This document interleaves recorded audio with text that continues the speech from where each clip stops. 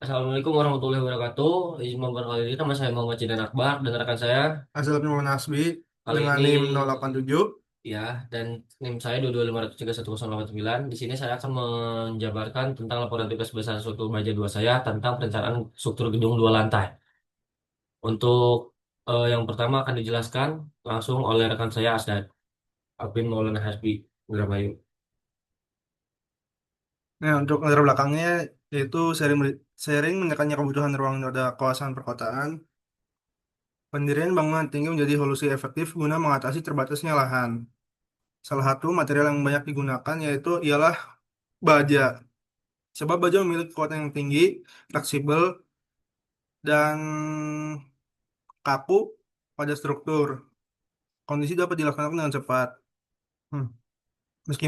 Meskipun demikian, perhitungan manual bukanlah satu-satunya dasar di dalam perencanaan suatu baja. Analisis yang akurat beserta menyeluruh dituntut oleh kompleksitas beban yang bekerja pada gedung, terutama beban gempa serta angin.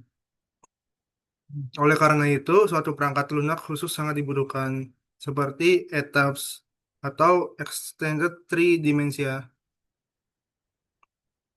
Eh, Nah, tujuannya yaitu mengetahui perancangan suatu gedung 2 lantai, mengetahui analisa pembangunan dalam suatu konstruksi gedung, dan ketiga yaitu mampu merancang dimensi penampang baja dengan menggunakan desain LRFD.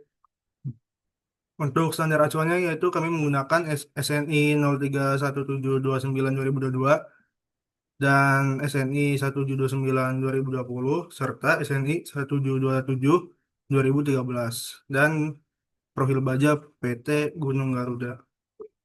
Hmm. Selanjutnya yaitu analisis struktur. Untuk profil yang kita gunakan yaitu IWF. Hmm. IWF 3, IWF 450, 200, 9, 14, 18. Untuk properti materialnya itu untuk beton kita menggunakan K300, untuk mutu baja itu BJ37 dengan tegangan L-nya itu 240 dan lenturnya itu 370. Hmm, Dan lenturnya itu ya 370. Dan berikutnya itu analisis struktur. Sini yaitu gambar momen 33. Hmm. Dan selanjutnya itu rasio kapasitas yang didapat dari simulasi. Dan untuk pembebanannya itu di sini kami menggunakan beban kelas, koridor, dek atap, dan total live load. Untuk berikutnya untuk perhitungan yaitu yang pertama klasifikasi penapang YF dengan kelansingan penapang sayap itu 7,143 dan batas kelangsingan maksimum untuk penapang kompak yaitu 10,970. Nah, dikarenakan di sini apa nilai kelangsingan lebih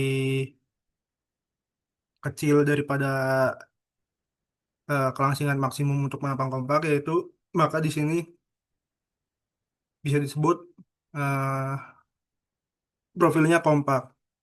Nah, untuk badannya yaitu untuk kelangsingan yaitu 42,889 dan untuk nilai maksimum untuk penampak kompaknya yaitu 108,842. Hmm. Sini kita mendapat kompak. Untuk parameter LTB berdasarkan ketentuan yaitu untuk RY kami mendapat hasil 0,04 dan LP 2,223 meter. Untuk H1 yaitu 422 mm dan untuk H0 yaitu 386,6 3,386 mm.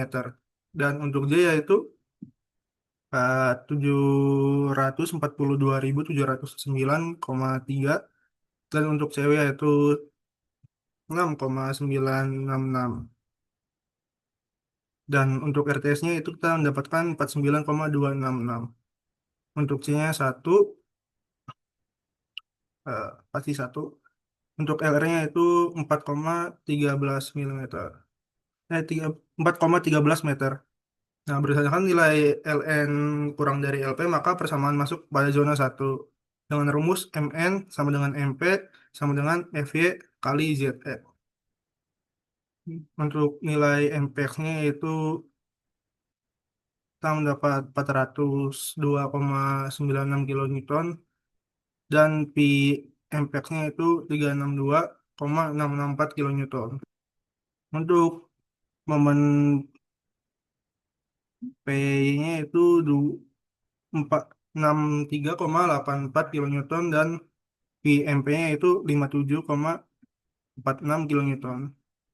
Nah, di sini MUX dan MW yang kita dapatkan pada sopir yaitu 114,638 untuk MUX dan 0,0519 MU arah Y. Untuk F-nya yaitu 24,156 dan untuk C-nya itu 6,304 serta FCR didapatkan 1,23 dan PN yaitu 1184,329 Newton. Dan untuk IPN yaitu eh, hmm, untuk PU yaitu 14,944. Nah, untuk rasio R1 yaitu yang kita dapatkan pada hitungan manual sama seperti yang kita dapatkan pada perhitungan pada software itu 0,32.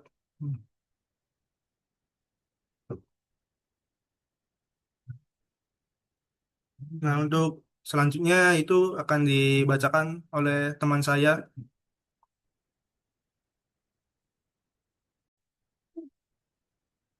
Izin melanjutkan untuk penjelasan tugas besar baja 2 ini.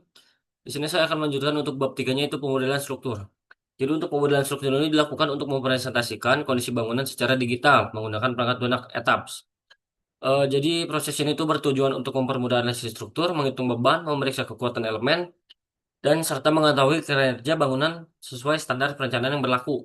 Dan juga model yang dihasilkan merupakan simulasi tiga dimensi yang meliputi elemen balok, kolom, pelat, dan sistem panahan beban lateral. Dan untuk langkah-langkah pemodelan software ETAPS itu menurut saya lebih simpel daripada yang biasanya dipakai yaitu SAP. Untuk yang pertama itu kita tinggal melakukan penentuan grid dan dimensi bangunan, lalu kita masukkan pendefinisian material dan berampang, input si materialnya, lalu untuk pembuatan elemen strukturnya, lalu pemberian beban dan juga tinggal melakukan analisis struktur. Nah, jadi untuk properti penampang yang kita pakai saat ini adalah IWF 450 kali 200 kali 11 kali 18.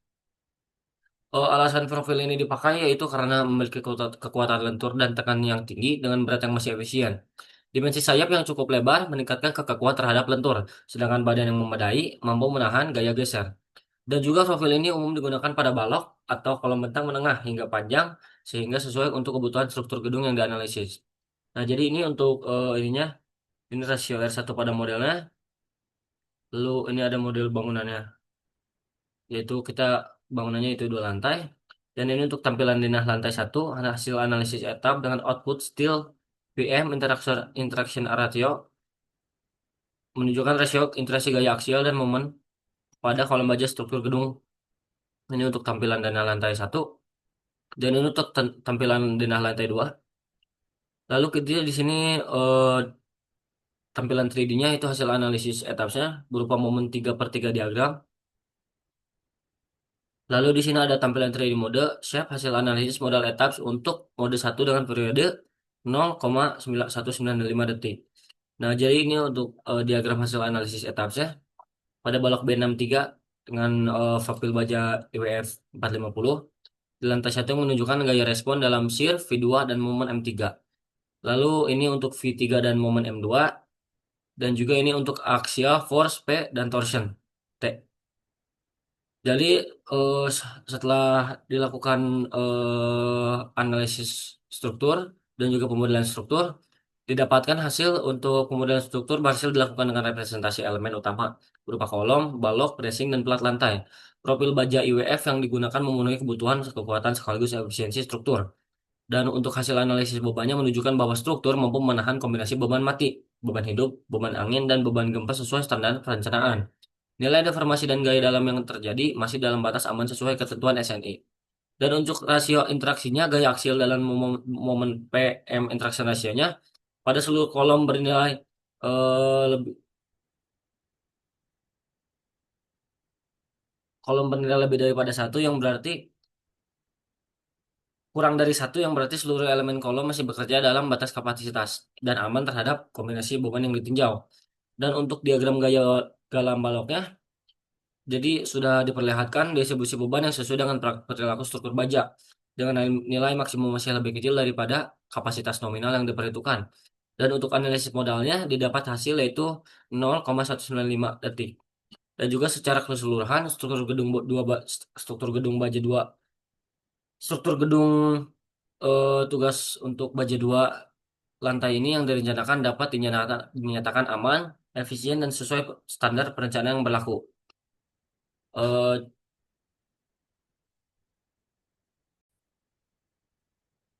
Cukup sekian dari kami. Wassalamualaikum warahmatullahi wabarakatuh.